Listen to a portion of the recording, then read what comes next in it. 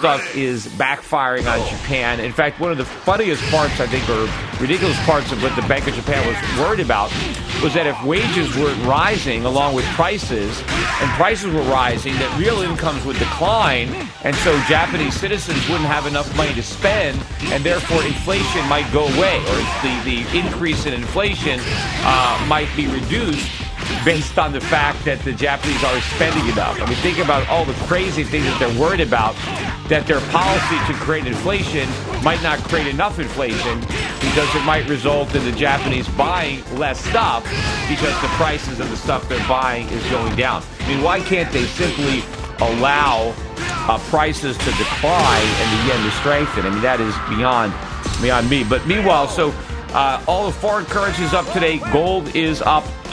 Silver is up, still bouncing along, I think, the bottom, waiting for a catalyst to drive these metals higher. Meanwhile, everybody on Wall Street is trying to drive them down.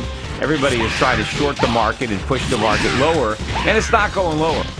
So if you can't get the market to go down, there's really only one direction for it to go, and that is up. Now, I want to talk a little bit about yesterday's elections. And more importantly, the spin that the media is putting on the elections based on who won and who lost. Because, of course, Chris Christie won. And I've got some sound, one cut from his victory speech, which I'm still waiting to get loaded. So I'm going to keep an eye on my monitor so we can go to that cut when it's up.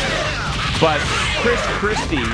apparently it's ready. Okay, so Chris Christie won, right? And he's the right kind of Republican, according to the Democrats or the media, because he's not extreme. He's almost like a Democrat, right? I mean, that's a good Republican in the eyes of the media, a Republican that's, indistinguishable from a Democrat, a rhino, right?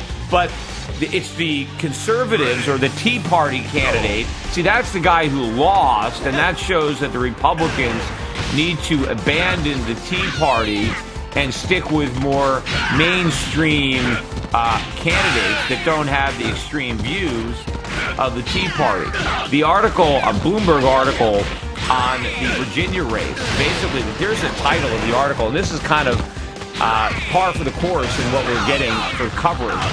Virginia, Alabama voters' choice show Tea Party declining. And they particularly talk about Virginia, where Ken Cuccinelli lost to Terry McAuliffe. But the thing is, the margin of victory was much smaller than people thought. It was actually an even tighter race, maybe 2 percentage points separated the two, which was far less than the number of votes that the Libertarian candidate got, who garnered maybe 7% of the votes. I think less than he was polling, because maybe last minute some of the people decided that would be a waste of a vote, and so they picked the lesser of the two evils rather than voting for who they perceived to be the better candidate. But the interesting thing about this article is it basically says that Cuccinelli lost because he was so extreme. And they interviewed people who were Republicans, but who said, I couldn't vote for him because of the Tea Party. The Tea Party is just too extreme. What is extreme about the Tea Party? They want to balance the budget, fiscal responsibility, that's extreme. Right? They want the government to abide by the Constitution, follow the law, that's extreme. They actually want to do something about our problems. They want to shrink the size of government. I mean, from my perspective, they're not even extreme enough. But we need extreme solutions to these problems. If we're simply going to pursue the status quo, if we're going to stay on the same course, if the Republicans are going to nominate and elect candidates that are really indistinguishable from Democrats because they're more easily elected, if they agree that we need more government, but they just disagree on precisely how to get there, or they